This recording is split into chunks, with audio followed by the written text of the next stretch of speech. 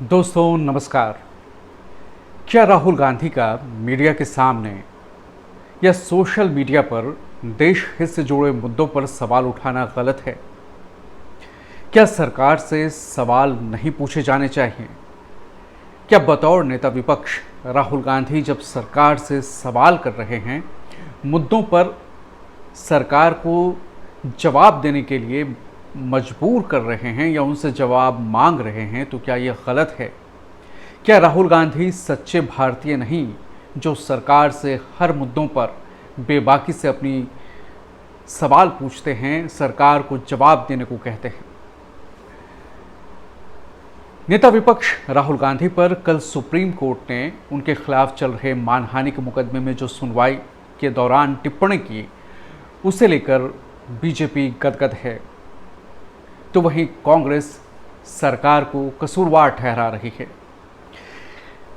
आज एनडीए सांसदों के साथ बैठक के दौरान पीएम मोदी का जिस अंदाज में भव्य स्वागत किया गया, ऑपरेशन सिंदूर की कामयाबी का जश्न मनाया गया, पीएम मोदी का माल्यार्पण किया गया और इस मौके पर चौका लगाते हुए पीएम मोदी ने राहुल गांधी पर तंज कस दिया और कह दिया एनडीए सांसदों की बैठक में कि अब हम क्या ही बोले।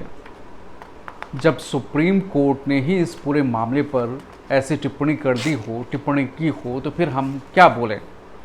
ये पैर पर पत्थर मारने जैसा नहीं है, ये पत्थर पर पैर मारने जैसा नहीं है, बल्कि ये ऐसा है कि जैसे आ बैल मुझे मार। इससे बड़ी टिप्पणी सुप्रीम कोर्ट उनके खिलाफ क्या कर सकता है? उनके मतलब राहुल गांधी के खिलाफ। यानी ऑपरेशन सिंदूर पर जिस तरह से चर्चा हुई और चर्चा में विपक्ष ने पीएम मोदी से सवाल किए, तो एनडीए सांसदों के साथ बैठक में पीएम मोदी ने इस पर भी तंज कस दिया विपक्षी सांसदों पर, कांग्रेस पर, कि इस मुद्दे पर चर्चा की मांग करके विपक्ष ने अपनी फजीहत करवा ली। अब ऐसी ये चर्चा तो हमारा फील्ड है और ये ऐसा ही है कोई पत्थर पर अपने पैर जानबूझकर मार रहा हो। लेकिन बात हो रही है राहुल गांधी पर नए सिरे से आक्रमण की। एक तरफ दोस्तों संसद का मॉनसून सत्र चल रहा है, जहां आप गौर कर रहे हैं कि संसद में कामकाज नहीं हो रहा है। सिर्फ 2 दिन जहां ऑपरेशन सिंदूर पर चर्चा हुई, उसके अलावा संसद में विधायी कामकाज लगभग ठप है। विपक्ष लगातार सरकार से अब एसआईआर के मुद्दे पर चर्चा की मांग कर रहा है और सरकार की जिद है कि वो इस चर्चा से दूर रहना चाहती है। सरकार बहाने बना रही है, सरकार के अपने तर्क हैं और इस मुद्दे पर जिस तरह ऑपरेशन सिंदूर के मुद्दे पर सभी दलों के नेताओं से स्पीकर ने बात की, चर्चा के लिए मनाया, वक्त तय हुआ, इस एसआईआर के मुद्दे पर सरकार चर्चा के लिए राज़ी नहीं है। तो विपक्ष क्या करे? विपक्ष कभी संसद परिसर के बाहर, कभी संसद के गेट पर, तो कभी गांधी प्रतिमा के सामने प्रदर्शन कर अपनी बात देश के सामने रख रहा है। लेकिन कल सुप्रीम कोर्ट में जो टिप्पणी की गई राहुल गांधी के मामले की सुनवाई के दौरान, कि सुप्रीम कोर्ट के एक जज ने कहा कि अगर राहुल सच्चे भारतीय होते तो ऐसे मुद्दे उठाने से पहले, एक सच्चे भारतीय के तौर पर ऐसे मुद्दे उठाने से पहले आप सोचते, मतलब एक सच्चे भारतीय का टर्म उन्होंने यूज़ किया सुप्रीम कोर्ट ने। उस पर आज प्रियंका गांधी वाड्रा ने संसद परिसर में जवाब दिया और प्रियंका ने कहा कि माननीय जजों का पूरा सम्मान करते हुए मैं कहना चाहती हूं कि कौन सच्चा भारतीय है या नहीं है, ये तय करना उनका काम नहीं है। बतौर नेता प्रतिपक्ष राहुल गांधी की ये जिम्मेदारी है कि वो सरकार से सवाल पूछें और राहुल ये जिम्मेदारी निभा रहे हैं। हालांकि प्रियंका ने यह भी कहा कि सेना का अपमान करने के बारे में राहुल सोच भी नहीं सकते, क्योंकि सेना के प्रति उन्हें बेहद सम्मान है। तो अब सवाल ये उठ रहा है कि भाई जब सुप्रीम कोर्ट ने ये टिप्पणी की है तो क्यों टिप्पणी की है और किस मामले की है? तो दरअसल 16 दिसंबर 2022 में राहुल गांधी भारत जोड़ो यात्रा पर थे और उस दौरान उन्होंने एक विवादित बयान दिया था। राहुल ने उस प्रेस कॉन्फ्रेंस में कहा था कि चीन ने 2000 वर्ग किलोमीटर भारतीय ज़मीन कब्जा कर ली है, 20 भारतीय सैनिक मारे गए हैं और हमारे सैनिकों को अरुणाचल में पीटा जा रहा है। ये राहुल ने मीडिया के सामने कहा था। लोग मुझसे भारत जोड़ो यात्रा के बारे में पूछेंगे, लेकिन आप मुझसे कभी इस मुद्दे पर, चीन के मुद्दे पर बात नहीं करेंगे। कुछ ऐसा ही राहुल गांधी ने इस बार भी संसद के में ऑपरेशन सिंदूर के मसले पर पीएम मोदी को चुनौती दी थी कि आप संसद परिसर में, संसद के पटल पर बताइए कि ट्रंप झूठ बोल रहे हैं।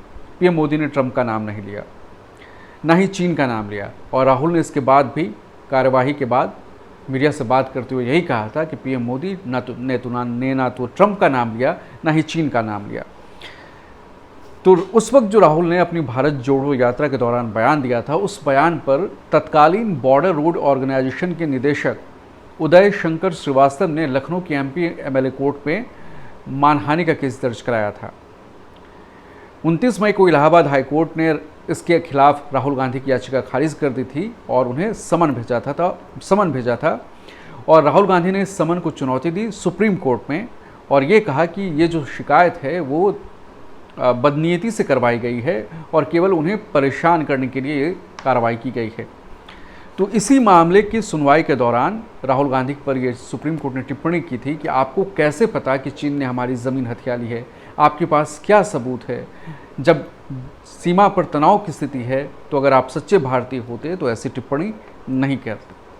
तो इस मुद्दे को हालांकि सुप्रीम कोर्ट ने उस केस पे निचली अदालत में अवमानना की कार्रवाई जो थी, मानहानि की कार्रवाई थी, उसे मानहानि की जो कार्रवाई चल रही थी उस पर रोक लगा दी और शिकायतकर्ता और यूपी सरकार से 3 हफ्तों के भीतर जवाब मांगा है। लेकिन इसने बीजेपी को मौका दे दिया है राहुल गांधी पर सवाल उठाने का, क्योंकि राहुल गांधी इस वक्त बेहद आक्रामक है। राहुल गांधी ऑपरेशन सिंदूर में सरकार ने जिस तरह सीज फायर किया, जिस तरह ट्रंप ने सरकार को 30 बार कहा कि हाँ उनके कहने पर यह सीज फायर हुई, भारत की सार्वभौमिता पर एक तरह से प्रहार किया, जिस तरह ट्रंप ने टैरिफ का बम गिराया, तो राहुल गांधी सरकार पर आक्रामक है। और जिस तरह से सेना के कुछ अफसरों ने कहा, जिसकी चर्चा हम कई बार कर चुके हैं, कि राजनीतिक बंदिशें थी जिस वजह से भारत को कुछ विमानों का नुकसान हुआ, लेकिन सरकार ने इस मसले पर भी सदन के पटल पर कोई जानकारी नहीं दी। सरकार ने सिर्फ इशारों में कह दिया कि हम इम्तिहान में कुछ पेंसिल टूटती है तो उस पर ध्यान नहीं होता है।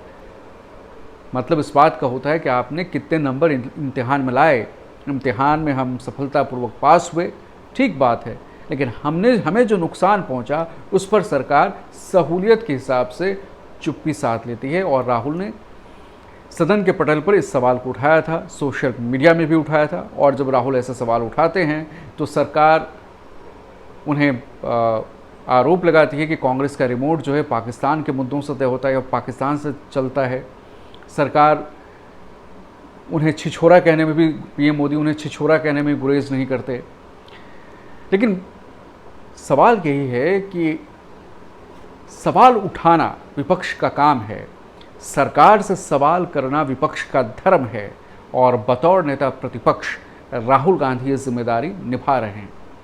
अगर राहुल गांधी अपरिपक्व होते तो ऑपरेशन सिंदूर के दौरान जिस तरह से तमाम विपक्षी दलों ने सरकार को एक मत से समर्थन दिया था वो नहीं होता। एक भी गैर जिम्मेदाराना बयान विपक्ष की ओर से नहीं आया। बीजेपी ने की तरफ से, सोशल मीडिया की तरफ से ऑपरेशन सिंदूर के वक्त या पुलवामा पहलगांव में जो हमले हो उसके बाद ट्वीट करके जो है जाति के नाम पर, धर्म के नाम पर ट्वीट डाले गए थे। बीजेपी इस मुद्दे की राजनीतिकरण कर रही थी, विपक्ष ने जिम्मेदारी निभाई थी। इसलिए जो बीजेपी की शुरुआती कोशिश रही है राहुल गांधी को पप्पू करार देने की, वो उन पर जब भारी पड़ा तो अब उन्हें पप्पू तो वो नहीं कह रहे, लेकिन इमेच्योर कहकर, अपरिपक्व कहकर, भारत विरोधी कहकर राहुल पर निशाना साध रहे हैं, ताकि राहुल जिस अंदाज में सवाल सरकार से कर रहे हैं वो सरकार से सवाल करना वो बंद कर दें। लेकिन ये भी है, ये भी दिलचस्प है कि जितनी राहुल के खिलाफ राहुल को घेरा गया है नेता विपक्ष बनने से पहले भी, कांग्रेस के अध्यक्ष रहते हुए भी उतना अगर किसी और नेता को घेरा जाता तो वो कब का टूट गया होता। लेकिन राहुल मानसिक तौर पर मजबूत हैं, बेहद मजबूत। और ये बात जिस सलीके से उन्होंने इतने सारे विरोधी बयानों को, आलोचनाओं को सहा है, उससे साबित होता है। कभी भी अपने आप को उन्होंने डिफेंड नहीं किया। राहुल ने भी कहा, उन्होंने कहने दिया, राहुल ने कहा था ऑन रिकॉर्ड कि हज़ारों करोड़ रुपए बीजेपी मुझे मेरा चरित्र हनन करने के लिए या मुझे नीचा दिखाने के लिए खर्च कर रही है, मुझे बेवकूफ़ साबित करने के लिए खर्च कर रही है। लेकिन राहुल पीछे नहीं हटे, सवाल उठाते रहे। लेकिन यही थोड़ी सी आलोचना इस वक्त जब सरकार की हो रही है सीज़ फायर पर, तो देखिए 56 इंच की छाती वाले पीएम मोदी लोकसभा में सिर्फ अपना जवाब देने के लिए आए और राज्यसभा में तो वो गए ही नहीं।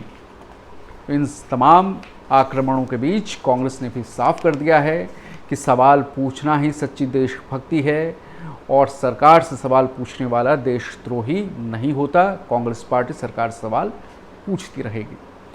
हमारा भी ये मानना है कि लोकतंत्र की ये खूबसूरती है कि देश हित में सरकार से सवाल पूछे जाने चाहिए और सरकार का भी फर्ज है कि विपक्ष को गंभीरता से ले और जो विपक्ष जिन मुद्दों पर चर्चा की मांग करती है, कम से कम जब संसद का सत्र चल रहा हो तो उस पर आपस में मिल बैठकर चर्चा होनी चाहिए, ताकि देश की जनता दोनों पक्षों को भली भांति सुन सके और अपनी राय बना सके। धन्यवाद दोस्तों, आज की वीडियो में बस इतना ही। अगर आप हमारे चैनल से नहीं जुड़े हैं तो इसे लाइक करें, सब्सक्राइब करें, शेयर करें और अपनी राय कमेंट पे लिखें। धन्यवाद बहुत बहुत।